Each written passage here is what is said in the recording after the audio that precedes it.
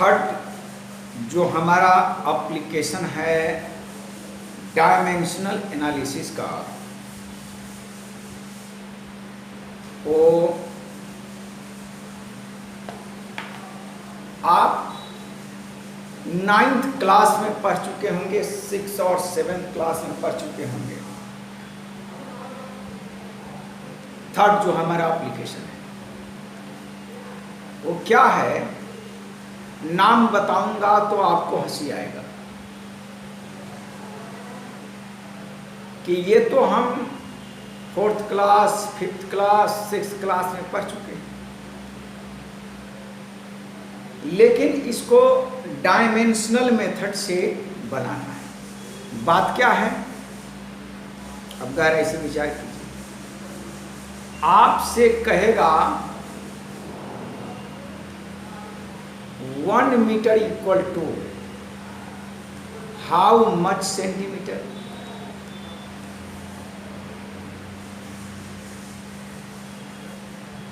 One metre equal to how much centimetre, तो 100 centimetre होगा। 1 kilometre equal to 1000 metre, 1 hour equal to 60 minutes. ये तो आप पढ़ चुके हैं, ये तो आप पढ़ चुके हैं। 60 किलोमीटर पर आवर है तो मीटर पर सेकंड में कैसे चेंज करेंगे?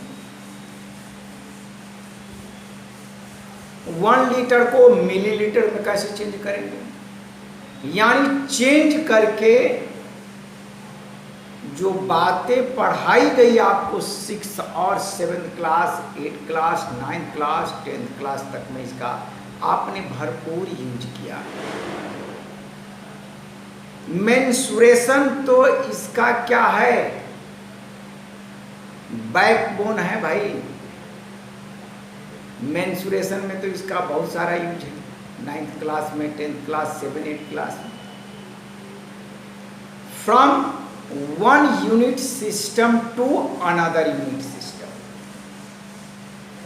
वहां पर 4th और 5th क्लास में ये नहीं बताई गई कि कौन MKS सिस्टम में है या CGS सिस्टम में।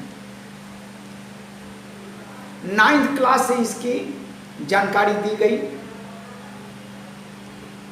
कि ये MKS सिस्टम है, ये CGS सिस्टम है, ये APS सिस्टम है। बस सबसे पहले आप थोड़ी सी सिस्टम की बात समझिए कि यूनिट्स ऑफ सिस्टम क्या है। ये हम लेक्चर बता चुके हैं इसी चैप्टर 2 के। आपको इनिशियल जो पार्ट है शुरू में, जहाँ सिस्टम्स ऑफ यूनिट की बात की गई है, वहाँ पर मैंने SI सिस्टम की बात किया, CGS सिस्टम की बात किया, APS सिस्टम की बात किया। तो here you have to convert from 1 unit system to another unit system by dimensional method, by dimensional analysis. लेकिन इससे पहले भी आप पढ़ चुके हैं, ताजुब आपको लगेगा। आइए थोड़ा सा हम बात करते हैं। तो थर्ड एप्लीकेशन के बारे में आप लिखिए। यहाँ पर बोर्ड पर थोड़ा यहाँ साइनिंग आता है, इसको मैं ढेर दे रहा हूँ, सर्कल कर दिया, जिससे मुझे पता चले कि यहाँ नहीं लिखना। हकीकत यहाँ बोर्ड लगा हुआ है, और एक 11th क्लास की लड़की आती थी पढ़ने के लिए, मैं वीडियो बना रहा था, मैंने वो पर्दा लगा दिया, उसको साइड लगा कि सर क्यों पर्दा लगाएंगे। कल वो पेरेंट्स को बोलते हैं कि सर तो पर्दा लगा देते हैं। खैर चलो, सबकी अपनी अपनी मेंटेलिटी है, अलग की बात है। चलिए आइए, तो ये पूरा अभी भी पर्दा लगाएंगे तो फिर भी एक से वो होल आता ही रहेगा, उसको थोड़ा सा ब्लॉक करना है। आइए, तो हेडिंग क्या देंगे? Conversion of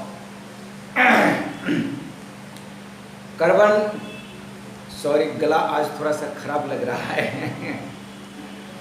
conversion of one unit system या one system of units into another. Third application third क्या है?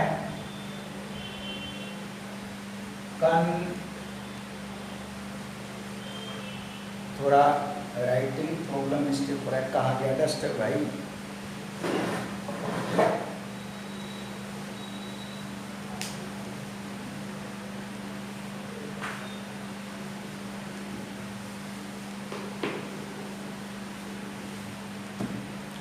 स्पेलिंग लिखते लिखते अब इतना बातें बन गई कि ये स्पेलिंग थोड़ा सही से लिखना पड़ता है, गलत हो जाता है। अब बहुत दिन से पढ़ा रहे हैं इसलिए आपकी स्पेलिंग इतना हो गया है कि राइटिंग ही मिस्टेक होती है।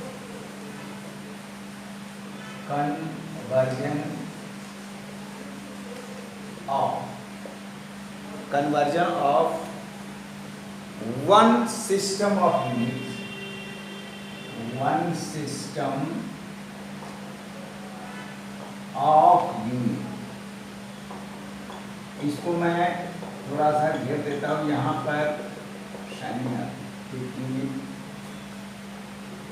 यूनिट्स इनटू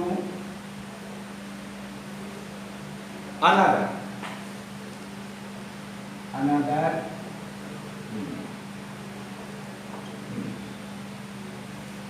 एक यूनिट से आपको दूसरे यूनिट में ले जाना, एक यूनिट से दूसरे यूनिट में ले जाना। अब आपको मैं बता दूं, ये आपका 60 किलोमीटर पर आवर है। 9th क्लास में फिजिक्स में पढ़ेंगे न्यूमेरिकल क्वेश्चन बनाने में। तो ये क्या है? आपको ऐसा यूनिट है, या इसको आप MKS यूनिट भी बोल सकते हैं, ऐसा यूनिट या MKS यूनिट बोल सकते हैं। इसे आपको CGS यूनिट में ले जाना है। तो क्या करेंगे? 60 × 1000, ठीक है, और मीटर हो गया। और CGS में जब आप ले जाएंगे यानी सेंटीमीटर पर सेकंड करेंगे तो 100 से और मल्टीप्लाई करना पड़ेगा, तो 2 जीरो और डाल दीजिए और अपन 3600 ये कैंसिल हो गया। क्या बच गई भाई? अब जो भी है देखिए, 6 से कैंसिल हो गया, 6 तो ऊपर 1 2 3 4 10⁴ अपन 6 मीटर सेंटीमीटर पर सेकंड। ये आपका CGS हो गया, CGS यूनिट में ले गए। लेकिन इसी को मुझे डायमेंशनल एनालिसिस से कन्वर्ट करना है। किसे कन्वर्ट करना है? Dimensional analysis. तो कैसे कन्वर्ट करेंगे इस बात को आप पकड़िए। डायमेंशनल प्रोसेस से करना है। तो आइए एक बहुत ही साधारण टेक्निक से हम बात को बताते हैं। फिर हम एग्जांपल देंगे। देखिए, अब इसको वन सिस्टम 1 है और दूसरा को आप सेकेंड सिस्टम मानिए,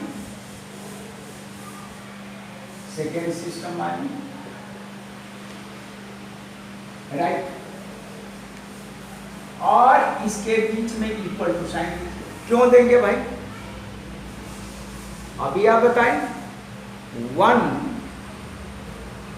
kg इक्वल टू 1000 ग्राम, दोनों बात बराबर है ना।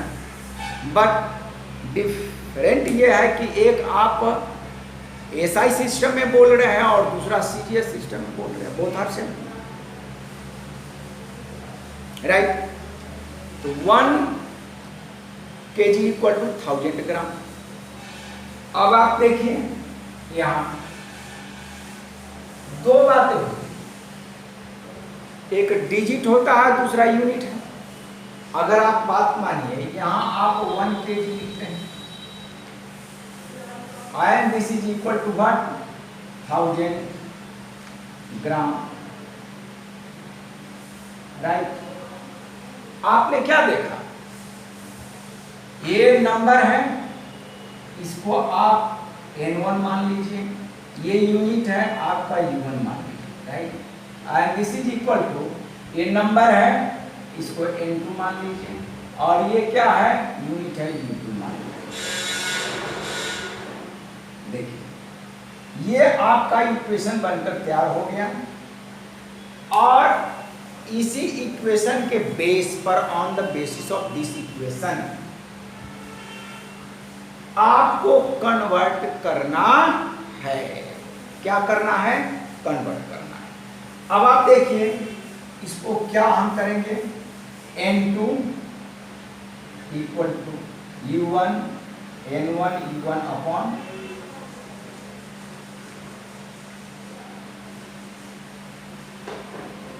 N इक्वल टू, ये आपका N1 U1 upon U2, right. इसी को आप ऐसे भी लिख लीजिए, N1 U1 अपॉन,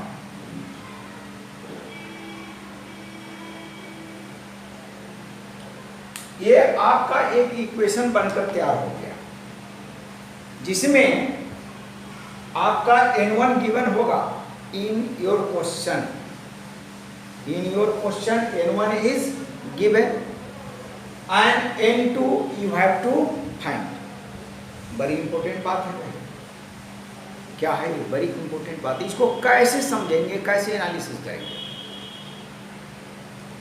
तो हम एक एग्जाम्पल से चलते हैं। एक क्वेश्चन हम आपको लिखते हैं, इसको पहले आप लिख डालिए, राइट। अब हम एक क्वेश्चन से बात को आपके सामने रखते हैं, तो आपको बात समझ में आएगा।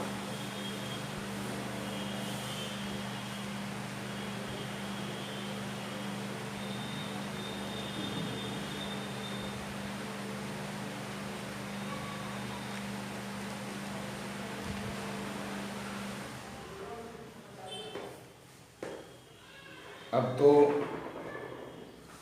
लाइट खत्म हो गई है, तो पढ़ाना मुश्किल होगा। लाइट आएगा तो इसको हम, इस वीडियो को फिर प्रोसीड करेंगे, नहीं तो आप देखेंगे तो देख लीजिए। देखिए, एक क्वेश्चन लिखिए,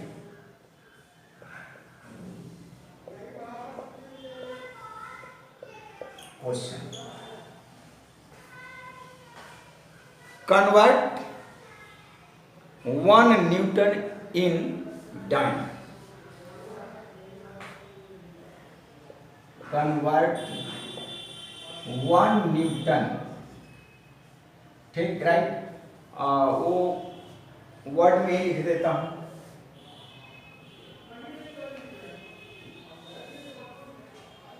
कन्वर्ट 1, अगर वर्ड में हम लिखते थे स्मॉल लेटर से शुरू करते हैं, राइट। कन्वर्ट 1 न्यूटन इन डाइन। अब यहां पर आपको इतनी खबर होनी चाहिए, इतनी खबर होनी चाहिए, इतनी मालूम होनी चाहिए कि 1 न्यूटन, ये न्यूटन क्या है? ऐसा यूनिट का, फोर्स का ऐसा यूनिट है। किसका है? न्यूटन। वो साइंटिस्ट के नाम पर यूनिट रख दिया गया है, साइंटिस्ट के नाम पर यूनिट रख दिया गया, इस बात को आप ध्यान रखिएगा। और ये है डाइन, तो डाइन क्या है? सीजीएस यूनिट है, और ये ऐसा यूनिट है।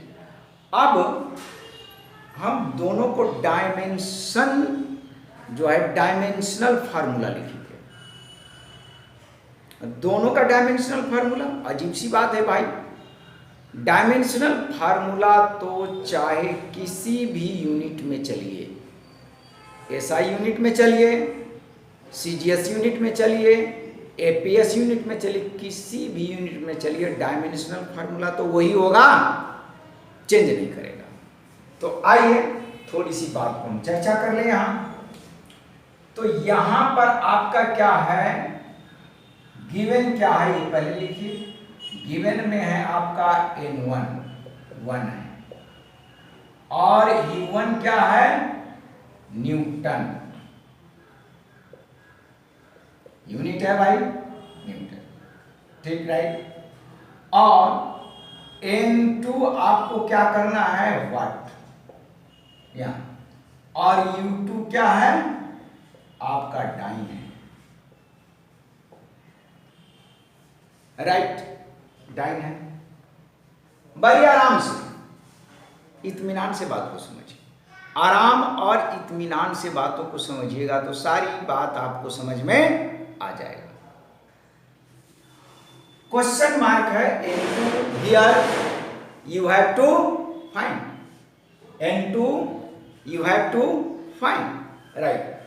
अब बात को समझिए यहां से उठाकर, क्या है, बातों को समझिए यहां से उठाकर के है क्या है कि आपको ये जो न्यूटन है ये किस क्वांटिटी का यूनिट है, किस फिजिकल क्वांटिटी का यूनिट है। तो आप 8 क्लास से 9th क्लास में पर्टिकुलर आप सीखे हैं, Newton is the unit of force, क्या है, Newton is the unit of force, force है।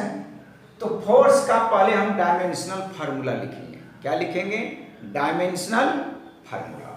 सो फोर्स एफ का डायमेंशनल फार्मूला क्या होगा भाई, एम ए लिखते हैं, and the dimensional formula of mass M, और एक्सीलरेशन का L T minus, this is the dimensional formula, right. तो आप U1 के बदले यहां पर क्या लिखिएगा, M1 U1 है, राइट, वही डायमेंशनल फार्मूला बनाएंगे, यहीं पर बात को ध्यान रखना है। तो U1 है तो सारे इसमें जो लेटर्स आए हुआ है सब 1 बन जाएगा, इसका मतलब M1 L1 T1 minus 2, right. और U2 के बदले क्या लिखेंगे, M2 L2 T2 माइनस 2, बात समझ में आया, हाँ, राइट। अब चलिए इसको हम क्या कर दे, यहां से ऐसे कर दे, राइट।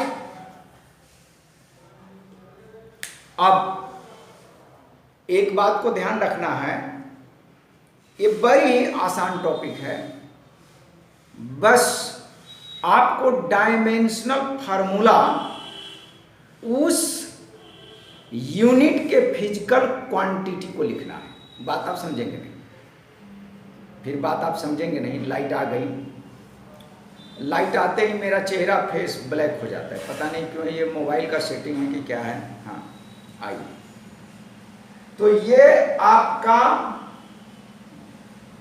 U2 है तो सब आप 2 कर दीजिएगा। अब हम यूज करेंगे उस फार्मूला का, किसका यूज करना है, by using N1 U1 equal to N2, right. It implies N2 equal to क्या लिखेंगे, N1 U1 अपॉन, राइट। अब आप N1 का वैल्यू कितना है, 1 है, 1 आप रख दीजिए, डिजिट में कोई चेंज नहीं, 1 रख दीजिए, राइट। U1 के बदले आप ये रख दीजिए M1 L1 T1 minus 2, right, upon क्या लिखेंगे इसको, M2 L2 T2 राइट, ये हम पूरा ब्रैकेट में डालते हैं। राइट, ये बनाने का तरीका है, मैं स्टेप बाय स्टेप बता रहा हूं जो एग्जाम में आता है, अदरवाइज एक लाइन में इसको बनाया जा सकता है। कहीं से धुआं आ रहा है। हाँ, अब आप देखिए, इट इंप्लाइज N2। अब आप इसको क्या लिखिएगा, M1 upon M2, right, L1 upon L2, right, and T1 upon T2 and whole power minus। अब इतना नहीं अगर लिखना जानते हैं, एक्सपोनेंट एंड पावर का नॉलेज नहीं है, तो आपको फिर परेशानी उठाना पड़ेगा। क्या परेशानी उठाना पड़ेगा? आइए, अब आपको पता है कि आपने 1 वाले का क्या लिया है, 1 वाले का यहां पर ध्यान रखिएगा, 1 जो है सारा आपका SI में है, और ये नीचे वाला क्या है आपका CGS में है, डाइन क्या है CGS यूनिट, इतनी पता होनी चाहिए। ये आपका SI यूनिट है और डाइन क्या है CGS, CGS,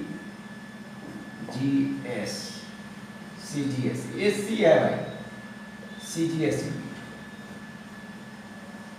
अब CGS ही पता नहीं है तो आप कैसे समझेंगे सारी बात को?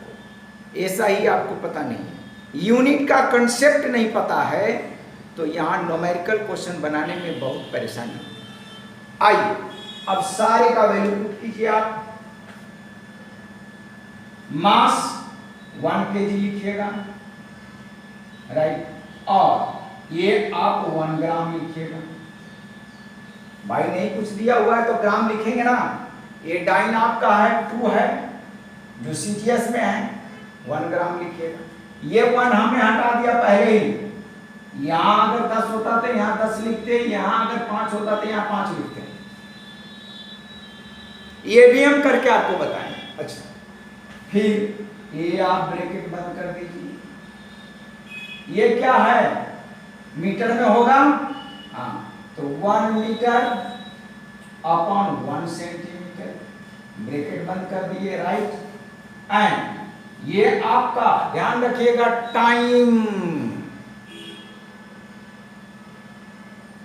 टाइम की बात कीजिएगा तो तीनों सिस्टम्स में, ऑल 3 सिस्टम्स, इधर SI सिस्टम, CGS सिस्टम और APS सिस्टम, टाइम सेकेंड में ही लेना है।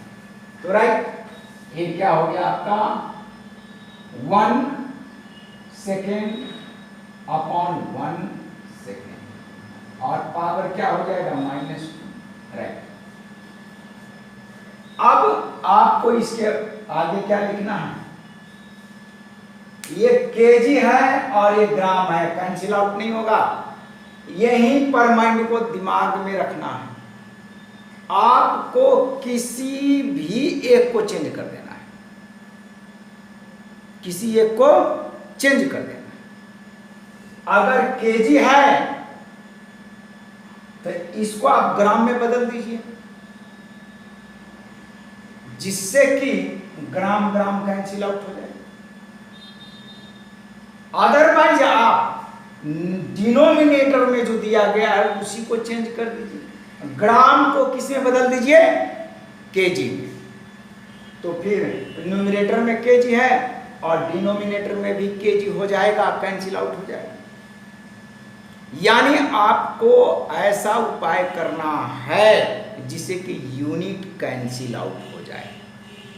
ध्यान से बात को सुनिएगा।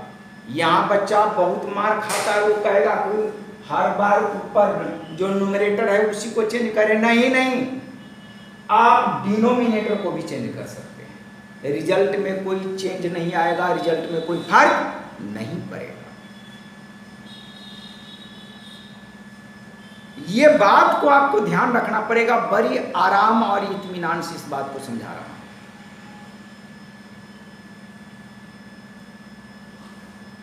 आइए तो हम किसको चेंज करें, हम दोनों तरीका बतलाते हैं। ये केजी है, इसको ग्राम में बदल दें तो 1 kg इक्वल टू 1000 ग्राम।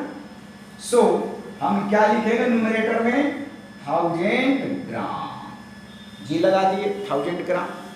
थोड़ा सा बड़ा सा लिख देता हूं, छोटा आपको नहीं दिखेगा भाई, बड़ा लिखेगा, राइट। तो N2 इक्वल टू क्या 1000 ग्राम अपॉन 1 ग्राम, राइट, इनटू, अब इसको चेंज कर रहे हैं तो इसको भी चेंज कर सकते हैं, कोई बात नहीं है, किसी को भी आप चेंज कर दीजिए, आंसर में कोई फर्क नहीं पड़ेगा। 1 metre equal to 100 centimetre upon 1 centimetre, ये क्या बन गया आपका, ये, और 1 second cancel, 1 raise to the power -2 क्या हो जाएगा, 1 हो जाएगा। अब ये भी पता नहीं है तो 7th क्लास में जाना पड़ेगा,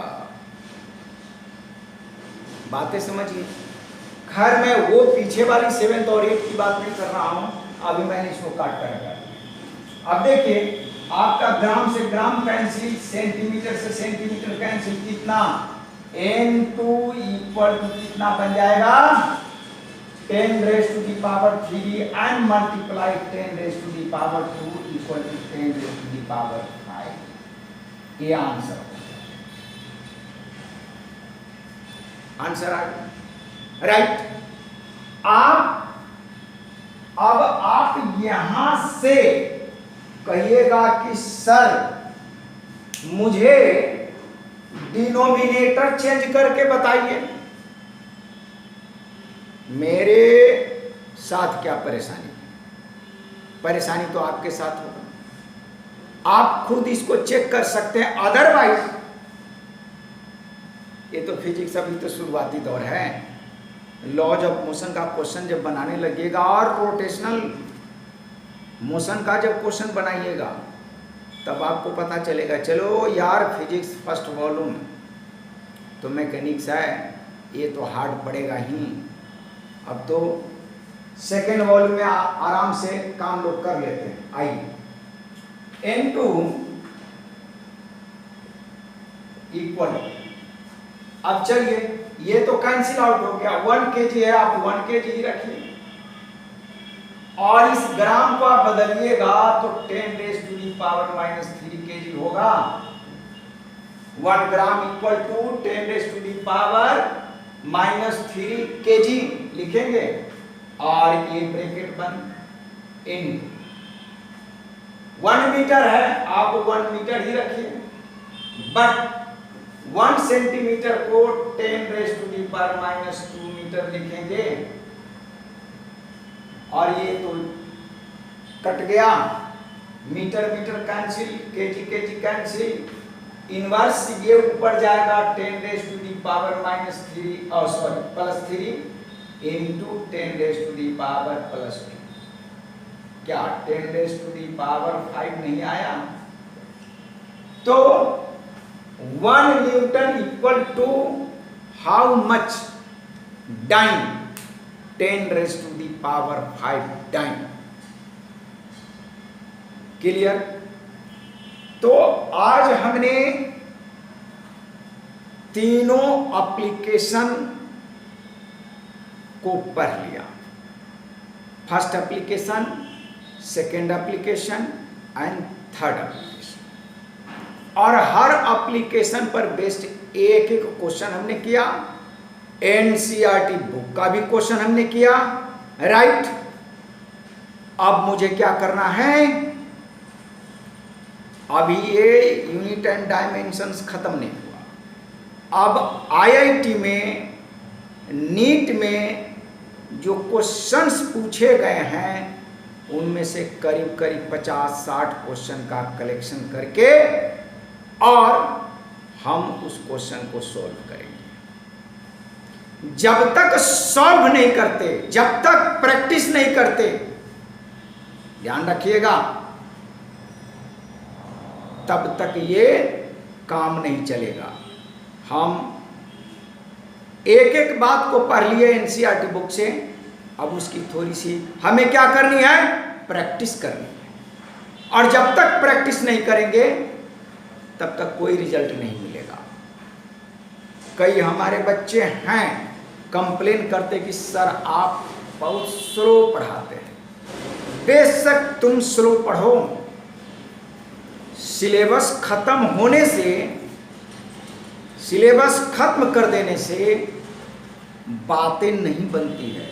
सिलेबस खत्म होने का मतलब है कि पढ़ाई खत्म हो गई। हमें पढ़ना है, क्या करना है, पढ़ना है, स्लो से पढ़ना है, आराम से पढ़ना है। तो तीनों एप्लीकेशन खत्म हो गए।